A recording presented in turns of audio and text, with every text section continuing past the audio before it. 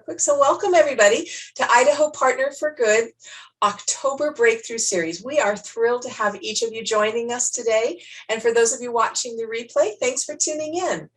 Idaho Partners for Good is a nonprofit based in Boise, Idaho, and we're growing to all regions of the state. So our mission is to reinvent how people give, share expertise, and do greater good together. By doing this, we develop stronger, healthier, better equipped nonprofits so they can do more of what they do best. One of the ways that we share expertise is by offering these free monthly workshops, and we bring in talented folks like our speaker today to cover a variety of topics with real life application. Many of our Breakthrough Series guests are also members of our Impact Team.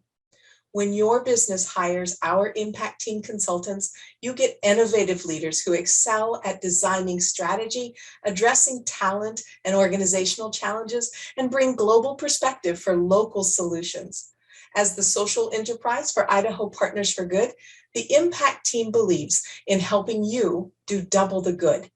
When you create a thriving business, you create a space for the community to thrive. Learn more about hiring the Impact Team for your consulting needs on our website. Another unique expression of Idaho Partners for Good is that they come alongside local nonprofit grantees with unrestricted grants coupled with technical assistance for up to 3 years. Our capacity builders share their expertise with our grantees to ensure their operations and infrastructure are effective and sustainable. We're currently in the process of selecting our next grantee. Voting opened this week. So if you're a current member of the IP4G family, watch your email for your opportunity to cast your vote for one of our 3 finalists. And you can stay up to date on this journey by following us on our social media platforms. Throughout this workshop, we'll be monitoring the chat, so feel free to respond with comments or questions for our speaker. And now, without further ado, I'd like to introduce you all to this month's guest speaker, Julia Trompke. Julia says that understanding behavioral styles can help you become a better communicator, minimize or even prevent conflicts, and appreciate the differences in others and positively influence those around you. Julia is a certified coach, trainer, and speaker with the Maxwell Leadership Team, as well as a certified Maxwell DISC trainer. Working with people, helping them achieve their goals and dreams in their personal lives, business, and real estate is a passion of hers. Julia is an Idaho native who graduated from Boise State University with her bachelor's in business administration and marketing and a minor in entrepreneurial management. She grew up as a dog sled racer, a skier, a hunter, and an outdoor enthusiast. Please help me welcome Julia by either snapping, clapping, or using your emojis. Thank you, everyone. Thank you so much for being here. Thank you, Kimbra, for the wonderful introduction. Thank you also, Blossom and Idaho Partners for Good for having me today. As much as possible, I try to be interactive. So if you can turn on your cameras, that would be wonderful. If not, if you just utilize the chat, because I do like to see faces and interact, and there is going to be some interaction today. So all right, without further ado, let's get moving.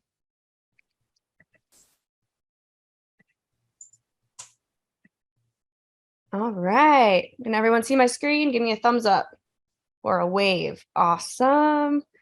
All right. Well, I'm Julia Trompke for anyone who doesn't know me, and I am your friend. I emphasize that I want to be able to connect and personalize everything that I do in my life. And when I stumbled across the Maxwell DISC, I fell in love because it has exponentially grown my leadership, my communication within personal life and professional life. So I'm excited to bring this to you today. Kimberly also did an amazing job introducing me. I am a certified DISC trainer, and my DISC is a CS, which I will explain later on. I have been working on trying to get my I up there a little bit more, and this will all make sense later on. But throughout the presentation, you're going to be watching me watch my behavioral things, and we'll kind of go throughout I don't know, breaking down myself. I'm fun, so I make some jokes. So if I make a joke, don't feel uncomfortable, just laugh, because it will help me. We're here to have fun, right? All right. Jumping in. Let's see if this works. There we go. So today we're going to learn about yourself and others, discover what makes each of us unique, discover strengths of each personality style, and learn how to improve communication.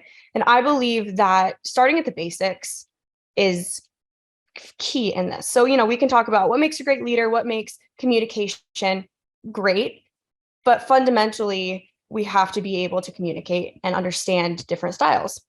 Sorry, there's a fly flying around me. And so, like back in, I think it was the 60s, when the Packers coach said, all right, gentlemen, this is football. And he brought the team in, and they're all NFL professionals. And he sat them down and he said, gentlemen, this is football. So today, everyone, this is football. We're going to start with the very basics, and then we're going to be able to get into the actual plays of the game. All right, so I don't know if you got this beforehand. If not, typically when I'm in person, I print these out. So this is a little icebreaker exercise. If you can see it on your screen, it might be easier to just kind of point or visualize it for the purpose of this digital workshop. So the exercise is you're going to have 45 minutes to find each number going in sequential order from 1, 2, 3, 4, 5, all the way up to as high as you can get. So typically I'd have somebody, circle these numbers. So in this purpose, again, you might kind of just point them out to yourself, more visualize it. So we're going to see how far you can get. Again, you're trying to find the numbers. Okay. Does anybody have any questions or unsure about what we're doing? All right. And you have 45 seconds in 3, 2, 1, go.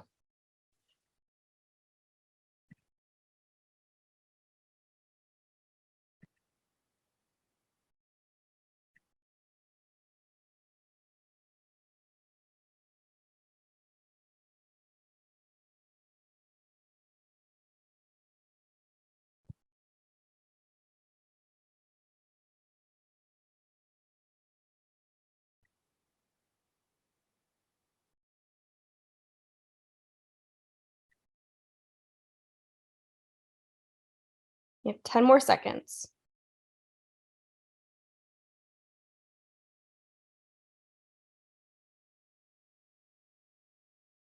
And stop.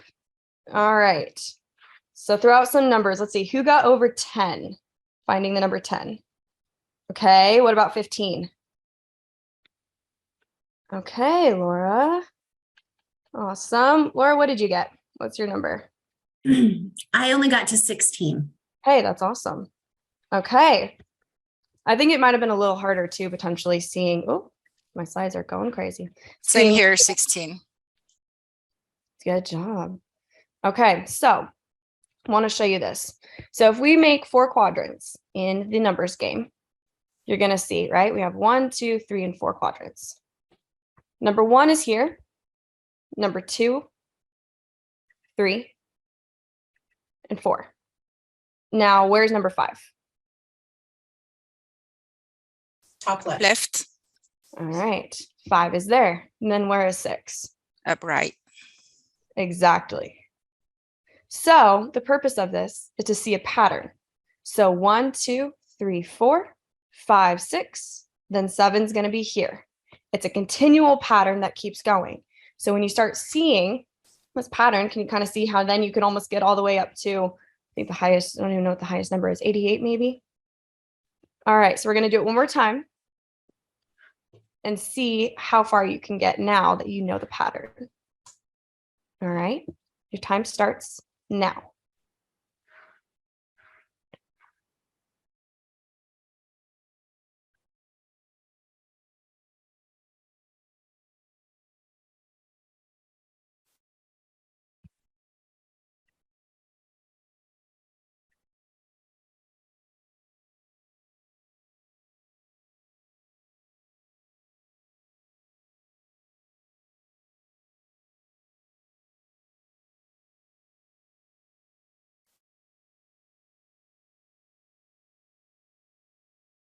Ten more seconds.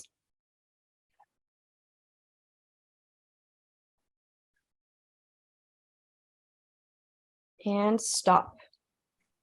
All right, let's throw out some numbers. Where did people get?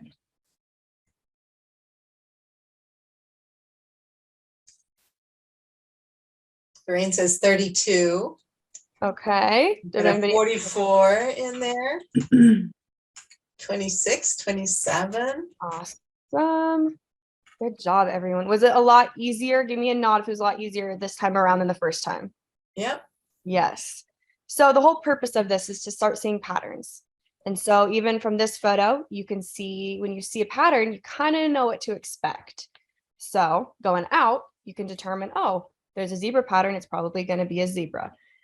So today we're going to recognize behaviors and patterns that illustrate a person's behavioral preferences and how, when we lean into our natural areas of strength, that we can bring our best into work and relationships. All right. And the same holds true for people in our life. So it's professional, if it's your personal life, everyone is going to have their own behavioral style. And DISC, D-I-S-C, is not to put anyone in a box. You know, me being an SC or CS, excuse me, I can really put myself in a box of, well, I'm just this way, and so that's the way it is. And learning how to adapt and understand that, you know, these are my behavioral styles and patterns, but it also does not determine who I am. So what I'm sharing today, a little bit of backstory, is rooted in ancient history, but it was developed in modern psychology. And so me being my C style, I'm not going to say these two names because if I do and I say it wrong, I'm going to be scared of criticism. So there's these two gentlemen. And the gentleman on the left was a Greek philosopher, and he talked about 4 elements: earth, air, fire, and water. And he kind of just thought, again, this is early 440 BC. So he's kind of coming up with the concept of there's these 4 elements that determine people, the way that they behave. Then the gentleman on the right in 400 BC came up with there's these 4 elements, but he explained it as 4 internal fluids, and he called them choleric, sanguine, phlegmatic, and melancholy. In 1921, Carl Jung came up with Myers-Briggs. Again, there's these 4 styles: thinking, feeling, sensing, and intuition. Then in 1928, Dr. William Martson identified DISC theory, and he came up with, okay, there's still these 4 elements. Again, they're the 4 is this pattern, but he had identified them as dominance, influence, steadiness, and compliance. DISC. What shapes our personality? Again, we're kind of just getting the framework so that way we can jump into the meat of our presentation. So your hereditary, environment, and role models. What's really interesting, I've been married now for about 2.5 years, and my husband did not grow up with his father.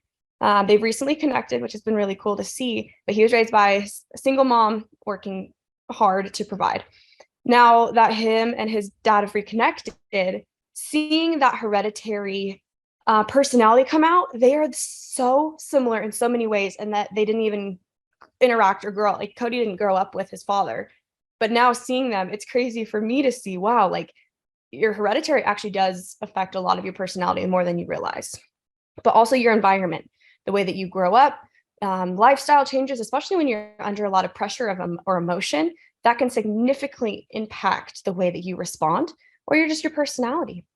And then role models. Role models are those people who they teach us what's valuable. Maybe they even reward us for what we do right and good. And so these 3 components really kind of does start creating our personality. So DISC, D-I-S-C, again. I'm going to throw out a couple scenarios for you, and I would like either answer in the chat or you can give a little wave. I like wave because we're kind of interactive. All right, so test scenario. You are going to get into an elevator. You hit the button. And now this is me. And I'm like, oh my gosh, I hope there's nobody inside the elevator so I don't have to interact with anybody and say, oh, hi, how's your day going? And then awkwardly stare at my feet. If that's you, give me a little wave so I feel I'm not alone. All right. Okay. Now, same scenario. Uh-oh. Same scenario. You hit the button and you hope that there are people on the other side. So that way you can interact, ask how their morning's going, ask how they're doing. And you need that interaction. Yeah, Laura. Okay. So the first situation, which is me, my C, is a little more reserved, shows the personality is reserved. Now, on the other side of going, no, I hope there's people there to interact, you would say that you are a little more outgoing. All right, now, new situation. You're going on a trip. Who are the people who make lists? And okay, before we go on the trip, I need to have my passport, my money, make sure everything's good to go. Maybe you get an oil change on your car, go through that, the whole list. All right. All right. Now, on the other side, you're getting ready for your vacation, and all you can think about is the people you're going to be with and all the fun you're going to have. And you probably forget maybe your suitcase at home because you're so excited. All right. Laura, I see you. That's awesome. So you can kind of see that, a little bit of different personality styles are coming out. So jumping in. And this is our matrix. So D and I's are more outgoing. S and C are reserved.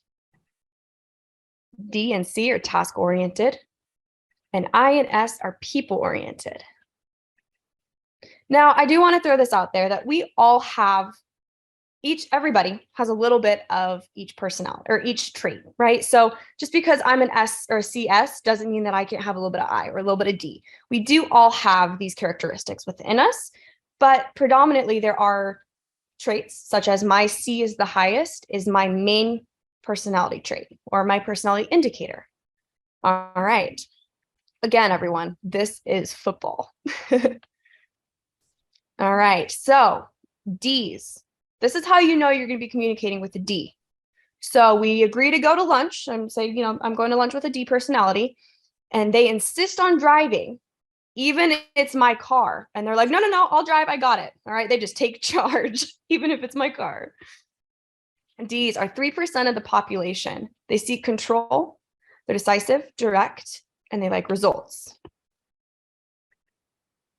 All right. Now think of somebody who is in your family, your friends, your colleagues, and they are so fun to be around, and they can just tell stories that suck you in and are so interactive. Does anybody know somebody like that? Or maybe that's you. All right. That would indicate that they're a little more I-wired. I's are 11% of the population. They're persuasive, spontaneous, friendly, and they do like the spotlight. And I do want to say, feel free to take notes throughout this presentation. I will at the end provide you cards with a lot of these information. So if you're like trying to scrabble down really fast, I want you to be able to be in the moment. For C's like me or people who like to take notes, I know sometimes it can be a little bit overwhelming. So because I'm going to throw a lot of information at you. Awesome. All right. Now, S's. They're loyal, they're helpful, and they're relied upon to follow through. S's are 69% of the population. They're team-oriented, they follow through, they're loyal, and they thrive on acceptance. C's, which is me predominantly. C's, we are analytical. We like to take notes. We like to have our calendar, like even that guy's calendar on there. That's me. Like you should see my calendar. It's ridiculous. I take notes. I even put in there where I have to take lunch, my lunchtime or whatnot. That's how analytical I can be. We're 17% of the population. We're compliant, analytical, planners, yes. And we thrive on accuracy. All right. So we're going to dive into each of them again more. All right, D's. They seek results. They're active and they're multitaskers. They're driven by authority. They'll easily take control. I'm not going to read all of them because again, just kind of talking briefly over it, but they embrace change. They love change and they like to see things that get them results. As a C, you'll start kind of as I'm going through the process, I'm using myself as an example. I've had to really work with D's, because they are dominant. And sometimes, they like the bullet points, and C's were so analytical that I'm like, okay, well, here I just worked on this report for 5 hours, and they go, oh, great, you did it. So I'm working on it. Strengths of a D. They're bold, they're confident, they're decisive, They're persistent. They thrive on resistance. They're goal-oriented. Obstacles. I like to use the word obstacles instead of weaknesses because I truly believe that we all can work on things and when we are able to see obstacles in our path, we can move around them and we can grow. Again, DISC is not to put you in a box and say, well, just because you're this way, this is what you're always going to struggle with. No, these are ways that you can improve. There's areas of improvement. So obstacles, though, they're insensitive. They're dominant. They cannot relax. They can appear cold. Do anybody know somebody like this? Kind of, yeah. All right. So we're going to watch this video and just pay attention to who you think the D personality is. All right.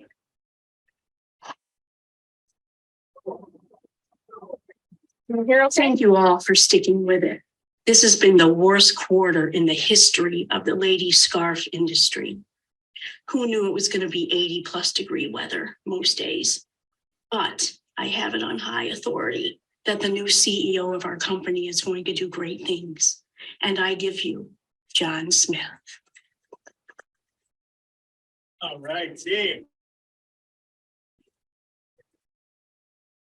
All right, team. I'm a no-huddle offense kind of guy, so I'm cutting right to the chase.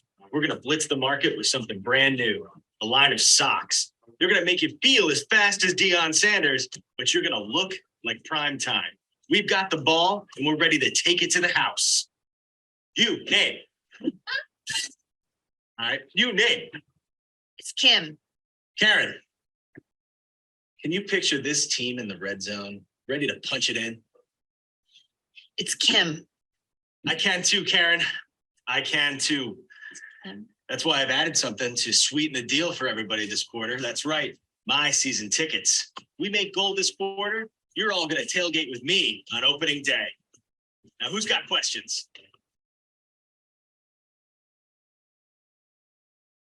No huddle, red zone. Do they sell scarves? Those are sports metaphors. Okay, so you're not a football fan, are you? Let me try doing this a different way. So at my last company, we were a paper company, and I turned them into a paper and envelope company. It's a huge opportunity for us. A ton of great things with a very similar product that complemented what we already did. All right, so I'm going to stop it there. But see how he was so dominant, and because he was trying to use his own personality style, he completely lost the whole entire room. But as soon as he pivoted and changed he kind of just noticed, this room, they are not getting it. I am acting in my own personality style, one, not theirs. And he couldn't connect with them. He was using his sports analogies rather than what they needed. So he pivoted and was better able to connect with them. All right, eyes. They seek friendly environments and they're always active. They're relationship oriented, they're encouragers, they're great storytellers, and they treasure great experiences with others. Oh, and I forgot, to mention the greatest fear of a D personality, D personality is being taken advantage of. Greatest fear of eyes is rejection or loss of approval.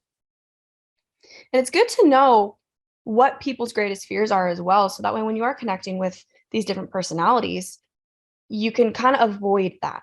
Try to avoid, okay, well, hey, if I'm trying to talk with an I and say, hey, I saw that maybe you did this wrong. I'm not going to come from the approach of trying to make them feel rejected or loss of approval. I'm going to try to include them and be more sensitive to that, right?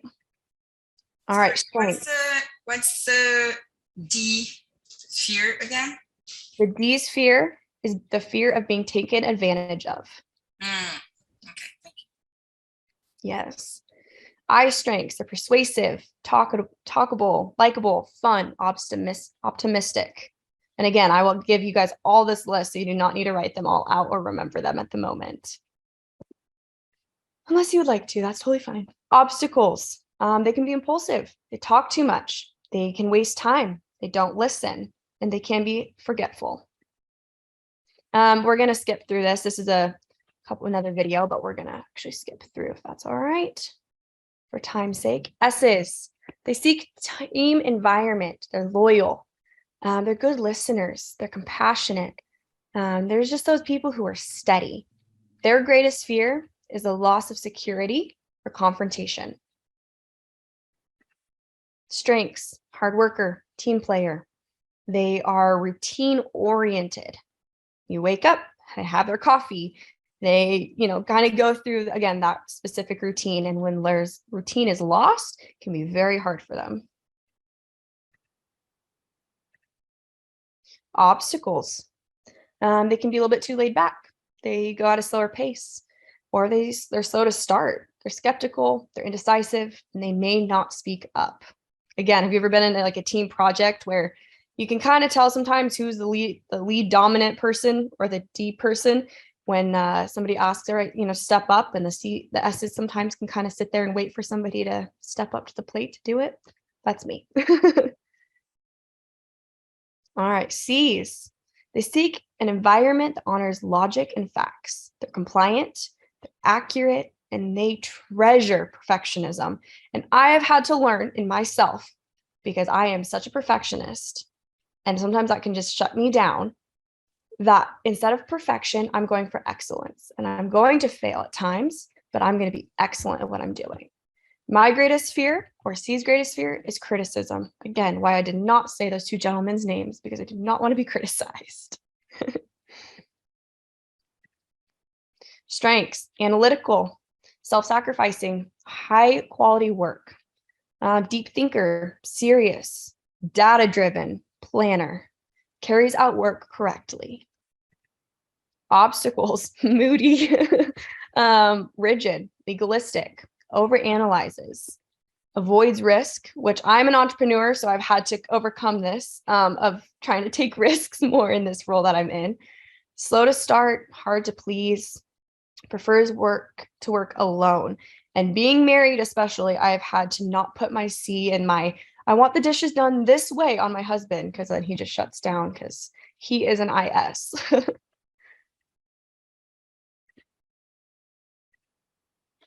All right, we're gonna watch this video because I think this just is amazing. It's great. Last delivery to our client promised an arrival time of 2 p.m. 2:04 is not 2 p.m. I expect excellence from every member of our team, and I'm going to experience that excellence moving forward. Am I right? Very good.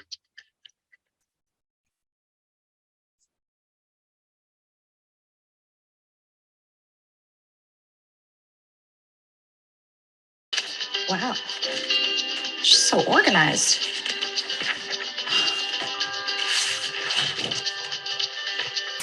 This is gonna save me hours, days.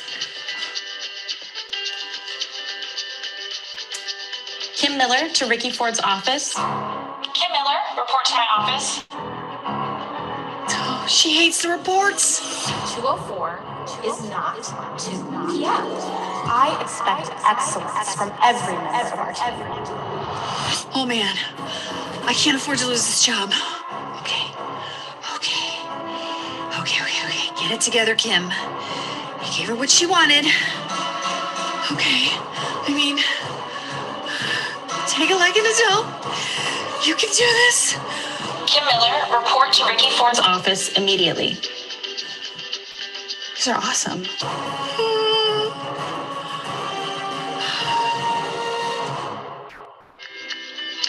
You paged? Kim, I sincerely can't believe the quality of this work. All right. So who was the S and who was the C in that scenario? You can drop it in the chat, or if you want to unmute and save.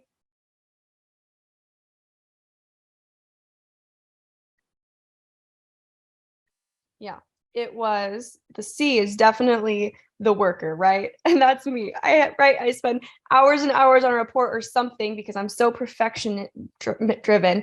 And then somebody, will say that, and I'm like, oh my gosh, what's the worst possible thing that could happen? Is anybody else like that? Or am I just crazy? Might be crazy. All right. Just kidding. It's my personality.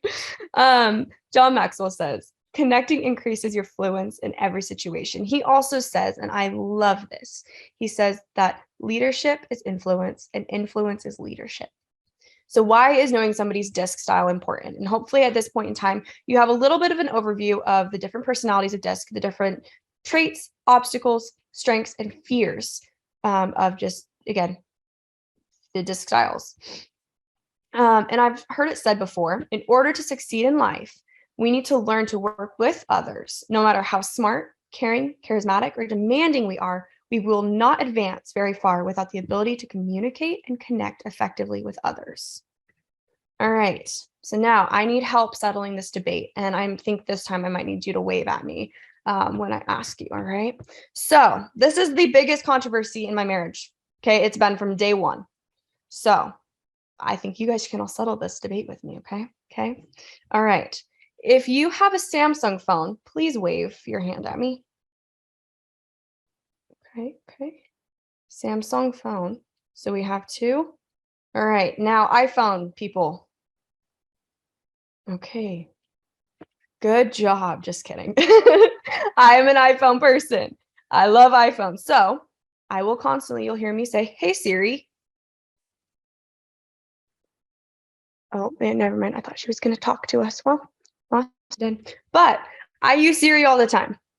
I love it. I can say, hey Siri, call this person. Hey Siri, ready? Or I think what Samsung is Google. So right before my husband and I got married, we were talking about it, and I was like, I think you need to get an iPhone because I don't know. I feel like there's a difference between Samsung and iPhone people. Love you all, but again, different personalities maybe. I don't know. And so to this day, he still has a Samsung. But when you say, hey, Google or Siri, they will respond the same every single time. So I can't say it because every time I say it, it's popping up on my MacBook because yes, I have a MacBook as well. Apple, when I say, hey, let's say, and I just yell super, I'm just mad. And I go, put this on my calendar. Well, Siri's going to respond and say, this is added to your calendar. Or if I say, hey, call Danielle, it's going to call and be the same exact tone every single time, right? And the same is with Google, right? When you say you're, hey, Google. And that's what you would expect from a machine. But when we're talking about people, we have to be able to communicate in their communication styles and be able to react and speak with them in the way that, again, they communicate. And so as humans, our tendency is we kind of just want people to, when we say something, that we want them to respond almost like Siri would. Subconsciously, I think it's kind of built in us, where we need to, again, get in this mindset of, okay, what is their personality style? We need to treat them as human, right? And so who's heard of the golden rule? Golden rule, right? Treat everyone the way you would like to be treated. Well, I'd like to offer this to you because this rule has changed my life. And I wish that as kids, we were taught the golden rule, yes, but the platinum rule. And the platinum rule is treat everyone how they would like to be treated. Treat them in their personality style. And why is communication and DISC so important? Because we communicate for so many reasons. But the main reasons that we communicate are to influence, to motivate, express feelings, and to inform. Leadership is influence. And in order to be a great leader, you have to be able to communicate to people effectively and efficiently, and with grace. Grace is huge. It is the responsibility of a person giving communication to properly relay their message and intent to the receiver. And unless this is done successfully, communication actually never takes place, and there becomes a source of conflict and misunderstanding. Can anyone else relate with that? Agree? And this is why it's so important to learn other people's communication styles. It's our communication language. Similarly, in maybe kids or spouses, we learn their love language. Well, why don't we learn people's communication language with everyone that we meet? All right, so let's talk briefly about how we can do this in each different communication style. Communicating with a D. Be brief, direct, and to the point, and then leave. Ask what and not how questions. Focus on results. Do not ramble.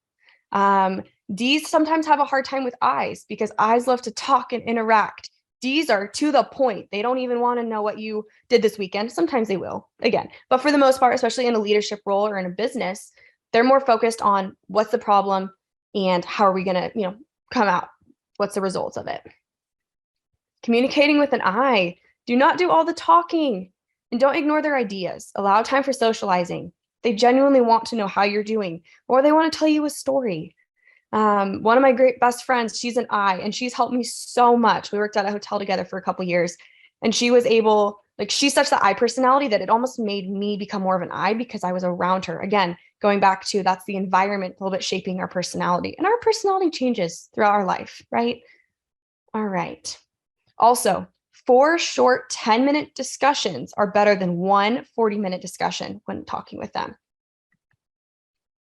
Communicating with an S. Create a friendly tone for discussion. Again, don't be, can make that tone friendly. Show interest in them as a person. Don't be overly aggressive. And give them time to adjust to any changes. Again, S's greatest fear is the lack of, the word is gone. Sorry, excuse me. Security. There we go. Security. And so change can be big. So allow them to adjust. Communicating with a C. Provide all the details. Use valid facts. Be precise. Be specific. And be patient. Answer all their questions. Again, I like to know all the details. Well, we're going to Mexico. Okay, well, how are we going to get there? What plane are we going to take? I go through all these details in my head. So give time to explain and be prepared when you're talking with them.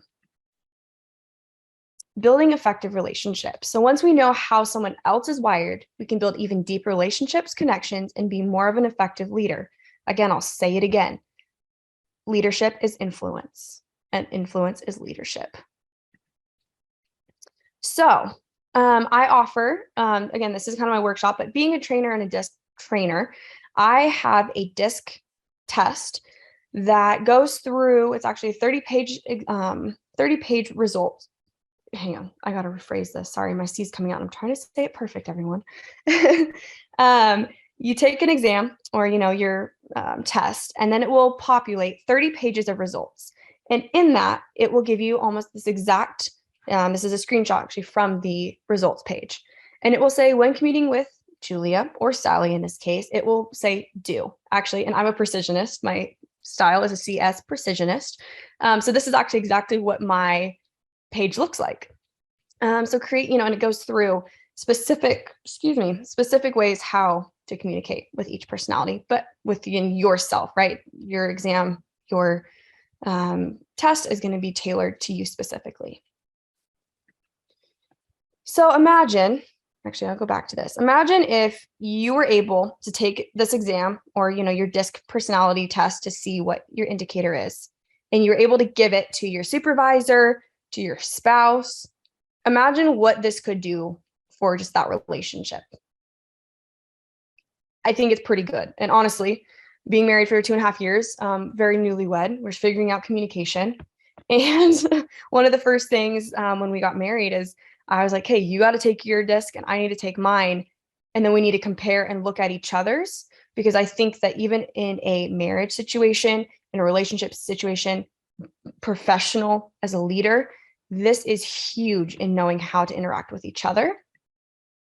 So this is what the report will look like, actually, if you decide that you would like to take the report. I also go through and I offer a debrief. You are not pressured at all to take this. Again, I'll give you some information, but if you want to know a little bit more about you specifically and your specific traits, I am happy to explore that further with you. So your style, often people will ask, what style is the best? And of course, the answer is yours. There is not one style that is better than the other. And although, as a C, I can say, well, D's intimidate me. That doesn't mean that they're any less than me. They have things that in them that I need. Sometimes I can be slow to start as a C. They're fast to start, but then I pick up all the details that they miss. And so again, the greatest style is yours. And these styles are not to put you in a box. Again, I want to reiterate that. It's not to put you in a box, but to be able to see those obstacles and overcome them and understand yourself and others better. So again, just like we saw the pattern in the numbers game, we see the patterns. When we can see patterns and identify them, we're able to see the whole picture. All right. So we're wrapping up. Well, I have a question here. Absolutely. Can you tie this together with how this helps a leader grow in their ability to lead their team? Absolutely. Absolutely. And again, being able to identify, one, you have to know yourself. I think as a leader, you have to be able to love yourself before you can love others, right? Or influence or lead people. And so one, knowing your style is huge. But then being able to walk into a room or a conversation and adapt. You have to adapt to somebody else's personality. And I think the key and the, I might be C-wired, but if I'm with an I, again, I, as a leader, am going to, if it's an employee of mine, that's one of the things. If it's an employee of mine or a client, I'm going to adapt. So let's say they're I-wired. So I'm going to ask them questions and allow them to talk as a leader. Or as me as a leader, I'm going to allow them to talk. That's going to be the way that I'm going to be able to lead them, is not giving them a whole task, and say, you need to do this, this, and this as a leader. But I can say, hey, what about this? Have you thought about this? Hey, where are you in this? Asking those questions to be able to get an I person to open up and talk is going to create trust with me. And it's going to create that they're going to want to be able to come to me as a leader. Again, I said it multiple times, but influence is leadership. And so as soon as you can start influencing people in that basic communication styles, your leadership exponentially will grow. And then the other part of it is trust is huge within leadership, right? Oh, thank you. Yeah. Also put in the chat, she'd like to know which two do you see yourselves being? So if everybody wants to respond in the chat, that would be great. We're just curious. Julia, how often do you see people who are pretty consistent across all four? So in our the report, the Maxwell DISC report, you get 3 graphs. And as a trainer, I go through and explain each graph. And you have these different ones. So the first one is your mask, the way that other people see you. So you sometimes can't see yourself. The middle one is your inside, kind of like nobody else sees it. So when you get under pressure, what happens to your personality? And then the third one is your public self, which is how you see yourself, right? And so personally, for my first graph, my mask self and the way that other people see me from taking the DISC exam, it analytically puts it all together, which is amazing. So other people actually see me as almost all of the different personalities. And I see that across the board is I think internally, like when I get stressed, my second graph, my C goes up super high because I have to know all the details in order to overcome it.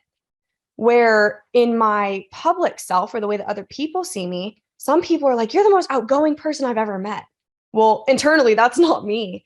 But I've learned that in some situations, I have to be able to adapt to the person I'm talking to. And so I think most common I see this is kind of a roundabout Blossom, but to be able to see, a lot of people actually show other people that there are a lot of those different characteristics. And it depends. A lot of situations can happen. I have to work on my I have to work on being a little more influential and a little more personable because I am a little more reserved at heart. So yeah, I think, does that help answer a little bit? I do remember when I first took the DISC, I was in, I think, my 40s, and I did not like the results because because D wasn't the highest, and I was in a leadership position.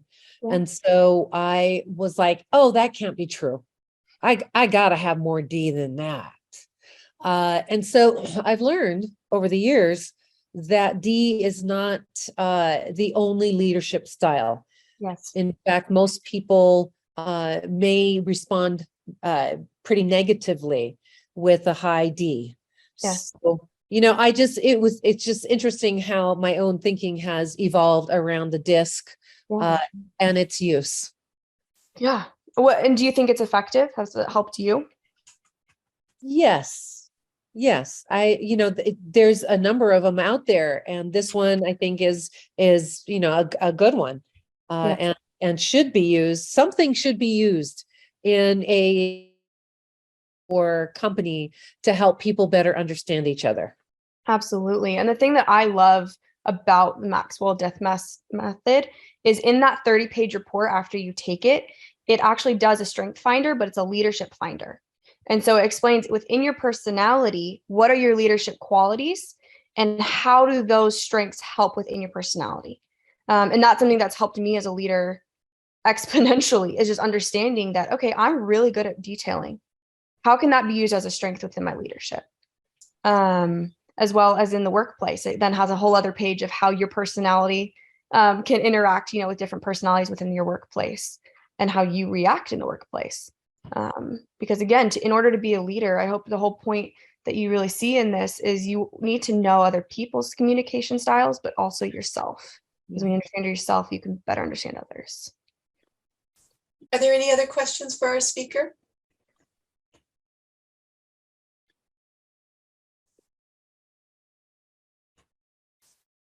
Okay, so Julia, you mentioned oh, sorry, was there a question there? I just wanted to ask how we can get in touch with you. Yes, absolutely. Kimbra, how would you like people? Are you okay if I put my email in here? So you're welcome to put your email in there. We're going to send out a link as well with some follow-up information, and that'll have the pieces that Julia had referenced, and also how to contact her to go deeper. Yes, and actually I will drop in the chat right now for you your cards that I promised. And this will kind of help go into detail on the different personalities. And just kind of like your little cheat sheet, I like to call it. But yeah, I would love to work with teams. If you have an organization, company that you think it'd be beneficial to, I went and gone into leadership or real estate teams, and they all got their report and were able to walk through it together and talk through, oh, well, this is why I am not so outgoing with clients or whatnot. And so that's just a resource to you. Those assessments or the DISC assessments are at fee, but would love to talk with you more and explain some look at some options. So, all right. Well, thank you so much for having me at Idaho Partners for Good. I can be reached to email at any time if you have questions. I absolutely would love to work with you all. Oh, thank you, Julia. And thank you to everyone for joining us today. Let's give her a round of applause or snaps or claps. That's awesome. Thank you. So thanks for joining for this October Breakthrough Series. We'll be sending out that follow-up email with a link to the presentation very soon. So you can watch it again, or you can share it with others. Maybe there's someone you want to know a little bit more about you, and you can send them and tell them what your style is. Once again, we host these workshops monthly on all kinds of topics. The November session will be on charitable giving strategies, and you can register for it on the events page at idahopartnersforgood.org. We do hope that you'll be back for that session and bring a friend. Thanks so much for joining today. Bye-bye.